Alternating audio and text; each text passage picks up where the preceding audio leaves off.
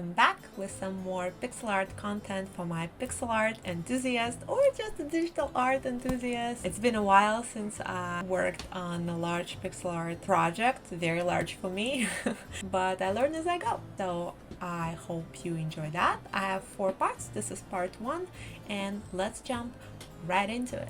I start by literally just putting a bunch of shapeless blobs to represent each of the main components from the reference. Here in Sprite, you can see Orc just holding his hands like this. It's like, I give up. And there I give him a stick, which is actually an axe. I'm just using a circular brush, size 5 pixels, to map up the main objects that are part of this composition, which are Orc, Wolf, and a rock. And you can see all these different pieces will have to go on separate layers, but that comes later. I'm scaling it up this way that every detail would fit in, just like an orc. He's holding a giant axe over his head, so I had to scale it down a little bit and separate them into 3 different layers because it is much easier to work this way.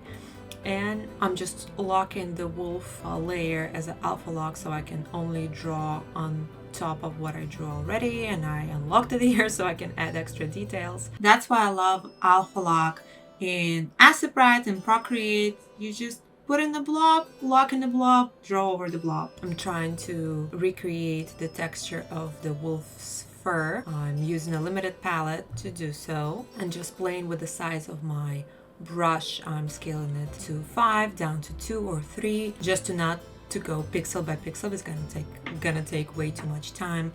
And the reason why I'm resizing my brush is because all the fur pieces are not the same size, and the more light strikes it, the lighter these pieces are, and the less, obviously, the darker and the smaller they appear in this image. So we're gonna get there, don't worry about it. But for the more defined parts of the wolf's face, I use 1 pixel brush to show a little shadows or a little highlights. But for the fur, I'm going with the bigger strokes, trying to follow the direction of where the fur is supposed to go. And I'm trying to map up the main direction of the fur and the main idea where the lighter pieces will be, which are closer to the head and on like the upper part of the wolf's body. Here I'm suspecting that I might have used a little bit too dark shade of the gray, and I'm just testing, seeing if the lighter tone looks better or the darker one looks better, the cooler or the warmer one. But spoiler alert, I'm just gonna change it toward the end, so stay tuned. It's only part 1. It's gonna be 3 more parts in this series, so you will be able to see the final version of this piece that I'm making here. And boy, there are going to be many more details to this wolf and to the rest of this piece. So I hope you enjoyed it so far. Yep, so I'm sticking with a little bit cooler shade of gray. I'm reshaping the length of the whole, this part of the wolf's head. So adjusting what's the mid-tone would be here, because with the angle that I chose my reference to, it's hard to see the specific details of the wolf's face. You can barely see its eyes, but you can see the expression. And actually, wolf is showing teeth, but with this angle it's a little bit harder to tell, and because it's overlays with the rest of the wolf's body and even a little bit of the rock, it's a little bit more challenging to separate this. But I'm just trying to get to a general representation of wolf's head. So you look at it, you're like, okay, wolf's head, I can tell. And it's so important to have this part done solid, because there are so many more details coming into this wolf. Something that at this point I didn't even notice exists, such as the wolf actually has a little beard. I don't know if you knew that. I didn't know it from the very beginning, but I discovered it later on. And believe it or not, wolf's fur on its face or a body, it has a different texture than its beard. So this is something I'm discovering later on, and I will be adding it. And another major detail that I didn't realize existed is this wolf has a humongous collar with a giant spikes going in different directions. So there are many more details to add, but that's why I'm trying to get this base super solid so I can add these details later on without sacrificing the main shape.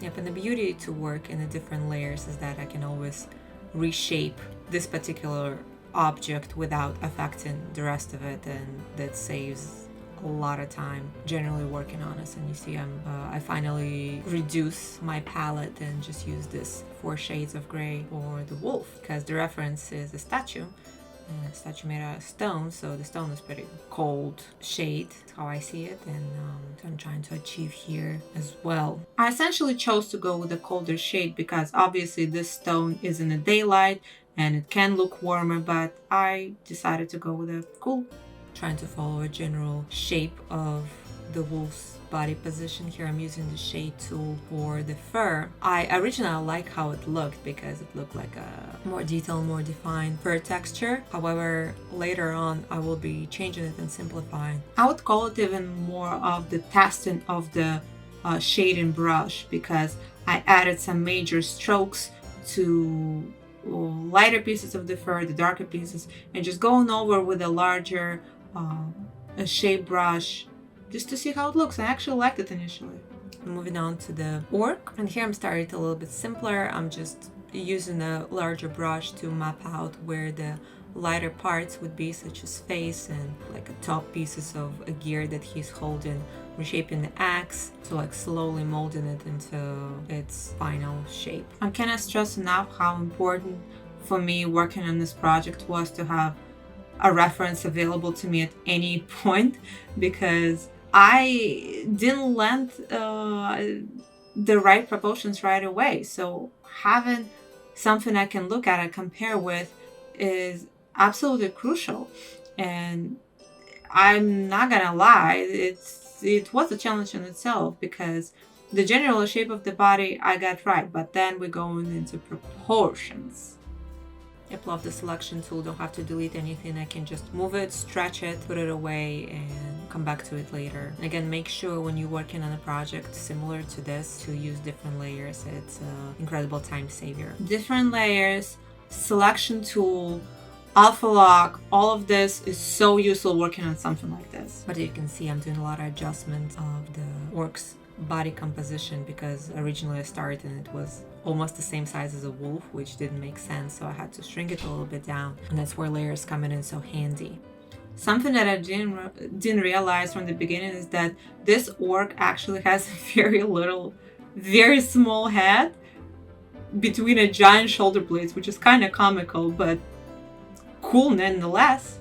Here I started to add a little details to the shoulder pads of the orc's armor, and it's a simple cone.